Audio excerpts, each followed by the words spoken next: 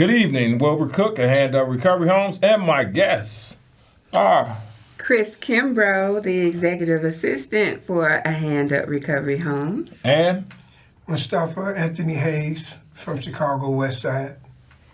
thank you all for coming out this evening. I have some great guests here today, and they have quite a story to tell. The tale of two cities in our very own community. North Lawndale is a very diverse community. Unfortunately, too often, some of the negative things get discussed the most. But we have Mustafa here who will tell you about some of the serious incidents that happen in our communities, how we can better serve those who struggle in the community. And then we have Chris. Chris has been with us for a few months. Mustafa has been with us off and on for the last 6 months. And we're glad he came out tonight to discuss his story, the story of many young men and older men in our community, and how we can better bridge the gap to prevent some of the gun violence. He's very active in helping others turn their life around in the community. And without further ado, I'll let Chris give us a summary of her story. Well, I was born and raised on the west side in the North Lawndale neighborhood. I attended I attended Herzl, Theodore Herzl, and then Whitney Young, and then Jackson State, and then Strayer University. You know. And, a lot of people tend to look down on the North Lawndale neighborhood, just because it's the hood, and they don't expect you to go on to college and do something with your life. But of course, I was one of the ones to prove people wrong. I've always been that type of person. When you tell me no, I'm going to show you that I can. There have been a lot of changes that have progressed in my neighborhood. Since growing up, it was a nice area, quiet, a lot of working class people, clean, and when I ended up moving back to Chicago, it was a totally different story. And I don't know where it began, but I know where we are now, and I know that it's going to take a lot of work just to get it back to where it was. A lot of people just don't care. And it kind of hurts my heart when I see people littering and just throwing their trash just out in the street. But then when they're in the suburbs, they don't do that. They don't, or people don't in the suburbs? People don't. But actually, it may be some of the same people, because sometimes we adhere to expectations. Sometimes we don't expect much of each other, so we don't give much. And then we go to other communities and we know we're expected to do better. Exactly. And sometimes even the worst of us do better when we're in those communities. So that's why I asked the question, because sometimes the same, even good people in our community sometimes litter and go outside the community and want to adhere to other standards of, living, quote, better or different or cleaner. Right. And then the simple fact that when we have horrible tragedies and they get to rioting, they riot in our own neighborhoods and they tear down our neighborhoods, and they don't go to the other areas, the more affluent areas. But you have George Floyd riots were an anomaly. Exactly. They went downtown. It was just horrible, that you choose to tear down your own neighborhood, and your people don't have anything to begin with. Very interesting, Chris, and thank you. But Chris, earlier you said sometimes they don't expect us to do, quote, good or do better in the hood. But sometimes they do expect us to do some things, but you're right, they're usually not the more positive things in life. Right. But we have such a vast dichotomy of different people in our community. We have every level of income in our community. Absolutely. Almost every profession group represented in our community. Unfortunately, I still say the mainstream media always get a worse scenarios of our community absolutely. on a regular basis. And I Yes. hate that because they could cover better stories more often. But also, we have people who struggle to get out of some of the negativity of our community, but they have succeeded. And so I would like Mr. Anthony Mustafa to go forth and give a summary of his story. Excuse me. Well, I'm born and raised off 12th Street, Roosevelt in Sacramento, California, kids up in that area. I've been on the west side all my life. I went to Manly Collins High School, so I pretty much know the whole community. I lived in K-Town. I done lived out west, farther west. I done lived a little north. So I'm a west sider till I die. All right, man. I So know the feeling. Yeah. I watched actually the gangs, they at one point could be put in check. But then, you know, the drugs came and just destroyed everything. When the drug came, there was no more honor, no more respect. You know, Right. it was about the drug. So, And money. and you know, the root of all evil. So, me growing up, I experienced everything. You know, although I lived in the streets and I gang banged, I was part of the drug selling. Got involved in a lot of mess, but I never drunk nothing, never smoked nothing, never got high, never tried the substance, because I always wanted to think and be able to have a level head when I make a decision, and not making a decision like a lot of people in our past have done, made the decision while they was drunk or under the influence. And the decision is where we at today, these so-called leaders that we had in play with these different organizations and gangs in the city of Chicago. A lot of them was under the influence of some type of either narcotic or liquor or things of that nature. So those people was the leaders and the guys and the teachers are the ones behind them. So if you go crooked, they go crooked. If you go straight, they go straight. But if you're not level-headed and not able to represent yourself and the wisdom and knowledge to the fullest, because you're under the influence, they're not going to get it. So this is what we end up with. We end up with a bunch of youngsters now that really ain't trying to listen to too many people.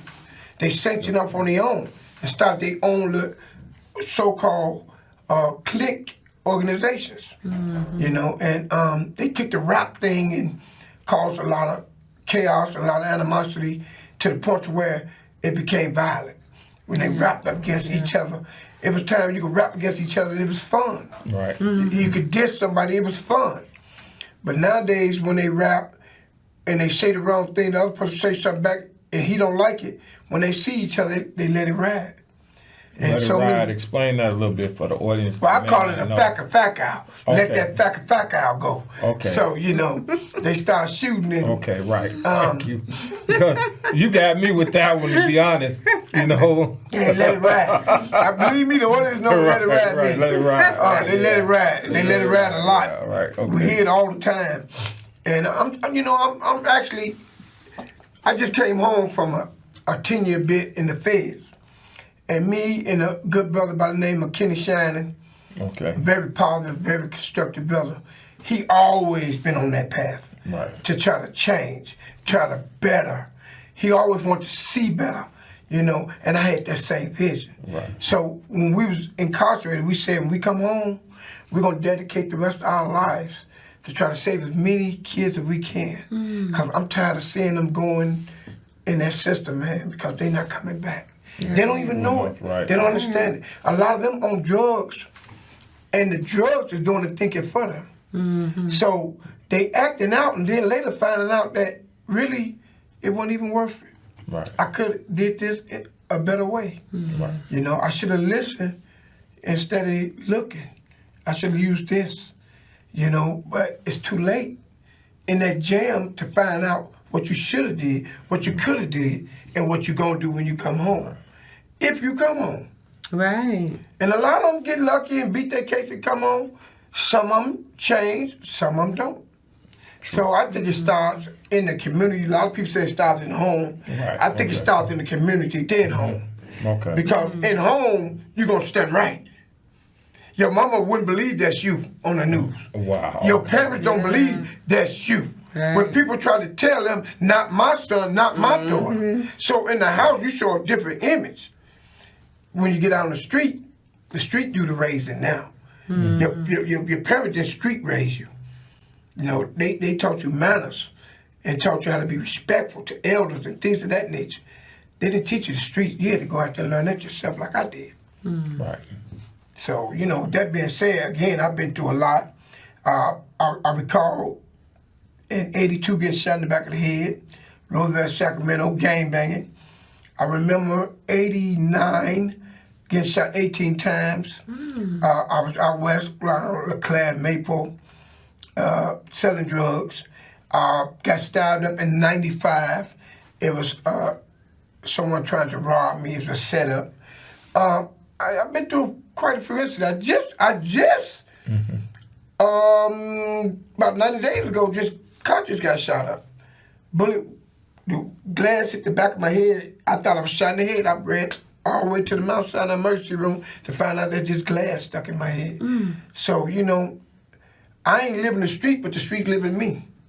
I done changed my life around. And the same person that did this done reached out to me and want to talk.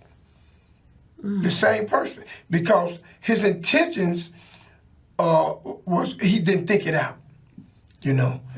So, you know, again, I'm a different man. I'm not the man I used to be.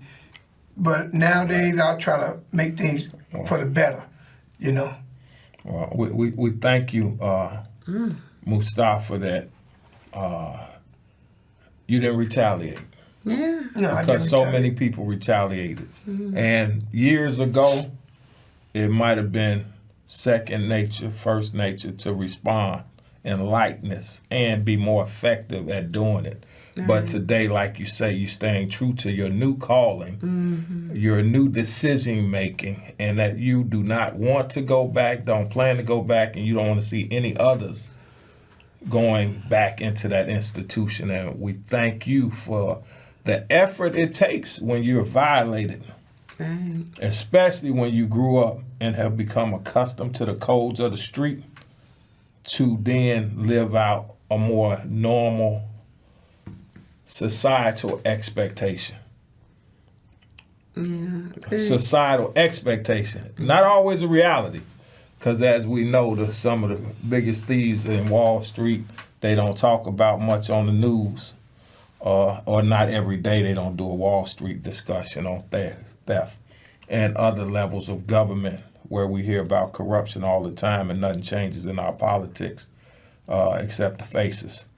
So, and then we wonder why community people feel sometimes justified in some of the things they do. And the pharmaceuticals, I will not let them blame on the cartels. We all know from Lauren Lindale, the pharmacies locally and even some of the traditional pharmacies were the first ones to put them pills on the street to be mixed in that heroin. The cartels may be sending it shipped now, but originally they were writing a bunch of scripts because a lot of us knew on the streets you could buy anything in pill form. Chris, I know some of this may not be as common knowledge to you, but I also know when you were younger and then now older, I'm sure with some of the negative changes in the community, especially in some of the middle class areas that have kind of taken a hit, fallen down, finally they decide to bulldoze some of them. If they didn't help, the city didn't help run the old African American owners out for integration. They tore their building down for violations. They did one or the other. Either you gave it up and sold it to others or organizations that appear to be our friends we'll talk about on another day. Or they came in, violated you so much you couldn't pay the fines, and eventually you left the property, even though it was paid for, and they tore it down, which we saw on Roosevelt, Central Park, 16th Street, along Douglas Boulevard, 13th Street. We saw that in the 80s, 90s, me and Mustafa.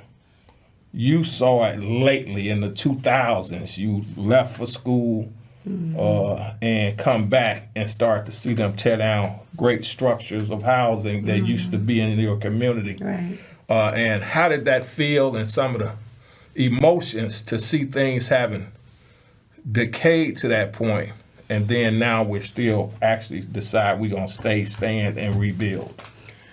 You know, growing up here, you know, of course, North Lawndale is near and dear to my heart because this is all I know, to be home. And, you know, of course, having to see where it was and see where it is now, you know, and it's like I can't even go down the street without shaking my head, you know, at something that I see that's wrong or things that people are doing, you know, like on my block in particular, it's already known that there's a group of young men that stay in the middle of the block and they're stealing cars. And, you know, I thank God they haven't messed with me. You know, but I was leaving. Me either, because I don't want your father to catch a case. Right. I mean, pardon me, but he ain't gonna stand for it. That's true. You know, but He that type of old school senior. Exactly. He ain't gonna take no chances. And, you know, it's like they're carjacking and beating up people and stuff, and it's known. Right. But they're still left to do it, you know, and, you know, it's sad because I know that there are other influences. Like Mustafa was saying, you know, they're allowing these drugs and alcohol to lead their mind and their actions. And, you know, okay, you're partying and everything, and, you know, you think that that's cool, but you're not thinking about the repercussions of your actions. Definitely. You know, one little incident can have a long lifetime worth of consequences for you. You know, there was one night I had to pick up a friend, and it was 3 o'clock in the morning, and she called me to pick her up. 3 o'clock in the morning, and I'm driving. I wasn't speeding down the street or anything, but there was a baby come running out in the middle of the street, and I had to slam, and my car was screeching because I had to slam on my brakes so hard. And I was so shaken. I was like, oh my God. You know, so I'm looking all around for the parents or anything, you know, and then after a couple of moments, I see the mother get out the car, and this all you see is smoke coming out of the car, and it was a guy with her and everything. But you're in the car smoking, getting high, and you letting this baby run out in the street, you know, at 3 o'clock in the morning. That is beyond stupidity to me. I can't make sense out of nonsense. And, you know, that would have torn my life apart if I'd have hit that child. I would not have been able to recover from that. And then she starts yelling at the baby, you know better than that. Get out that street. It's a child. No, they don't. They don't know better. They're still learning. You know, and I think that just... heart-wrenching. Yes, it is. Thank you. I can feel it. I can feel the emotion. I witnessed similar situations here and there, or even the fact that you watch kids go out and play at 2 and 3.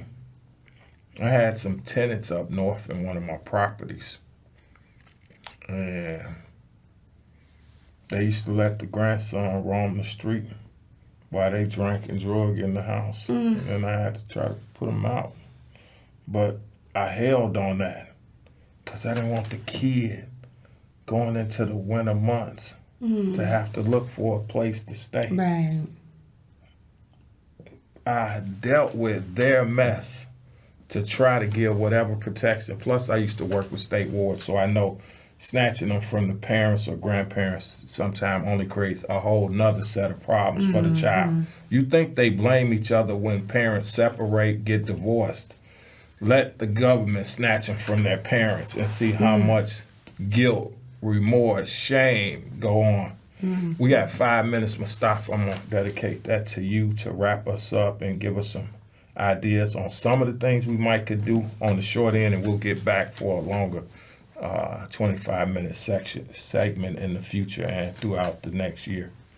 Well, first of all, it's political. We just found out when the COVID came that America really do got money. Right. Right now. So anytime you get ready, Clap on that one. anytime you can stop hunger, you can stop poverty, you can stop homeless because the money was there. It took a disease to come to show. Anytime you're ready to stop all this gang mess, you can stop it by economically putting them to work. Yes. You think them kids don't want to work? Listen, I've talked to many kids that's out here, whose names out here, about that life, that told me more than anything in the world, they would love to work. When I told them I was a union construction worker and how much union construction workers get, they were like, wow, how did you get in there with that background you got? I said, they never gave me the resources. They gave me the resources years ago. I probably would have never went to prison. It's very easy to get involved in this. They have no clue, like I didn't. If the government stopped playing with the money and go and put the money in the communities, Right. and start giving some good jobs out to these people. Not no slave job. Now, they some of them will do that too, but not no slave job where they working like a Hebrew slave for peanut. They're going to go back to doing other things, and they're going to fall astray. You got to keep it interesting. You got to put them zeros on there. You got to make them want to work. You got to make them be happy to work. You got to make them eager to get up every day, can't break to get to work, because you're paying them that money where they can live the way they supposed to live, not the way they want to live. Right. The way they want to live, they adapt to that later, because now they learn how to finance, how to save, how to build, you know, and people going to get them in the game. People going to tell them, people like yourself, people like you, who got these different organizations that pulling these brothers and sisters in, can tell these brothers and sisters how to grow, you know, and develop. But right now, if everybody can't be a construction worker, everybody can't be a doctor, everybody can't be a lawyer. Okay, I don't know what you want to be, but there's jobs and opportunities out here where we can. We got the resources. We just need the money. Right. The government got to come on, and the brothers and sisters who get the grants and get the money got to use it for that purpose and not for their own purpose. Yes. Don't take the money and you really can get them $25 an hour and decide to get them 17. If you can give them 25, get them 25. Right. Look, I got my own landscaping Right. company. I'm a union construction worker, but I got my own landscaping company. Let me tell you, I'm trying to get this grant now. Now, they want me to hire people coming home from jail if the grant goes through. I got no problem with that. But I also want to go on them same grounds where they sitting in them cars smoking weed, ain't got no life right now. They life is based on drinking, smoking, getting high, and chase the girl and shoot at each other. I want to grab some of them too and say, I'm going to give you $25 an hour just to cut some grass. That's all? Cut some grass? Right. That's all I got to do? You know how many people to come? Right. You know how many kids to come? And shovel snow. Right. Yeah. With the snow blowers and things of that nature. So, you know, we got to put the money out there. Right. If you can save a group, if you can save 10, if you can save 3, don't feel bad. You achieved what you went out there to do. Because you saved somebody. That's somebody's son still alive. That's somebody's daughter still alive. It ain't just the male. We talking to females too, because they out here. Right. They out here too. Yeah. And they falling astray. But they're more stronger than the men right now. They going up more than the men. They more focused than the men. Most of the women. You know, so I'm going to let you go and close it out. There's only a few seconds left. I had more to say, but it's time. Time is everything. Right. Well, if you're willing, Mustafa, you can come back next week. We can make that decision tonight if you're willing. Yeah, I can we'll come give back. you the whole 25-minute segment to discuss Well, some I of don't these know things? about all the whole 25 Well, you know, I minutes. talked a little bit, so maybe only 17. I can come back and you know, 17 out of 25 I can come back with minutes. resources and Right, things of yeah, that nature. we will. And talk Okay. about different people that's in play and power Right. that I know can make a difference and change. All right, thank you. And so next week, Mustafa will be back. Next week, we'll let Chris have a break. Chris, anything you want to say in closing the last few seconds? My heart to yours. I pray the best for each and everyone out there, all of my colleagues. I just want us to live a better life, no matter what background you come from, and be safe and grow up safely. And I thank you because of a Hand Up Recovery Homes. I've built better relationships with Chris and gained a relationship with Mustafa where we can help people together on both sides of the track avoid falling in the pits of society and getting stuck at the bottom. We're raising them up. Thank you.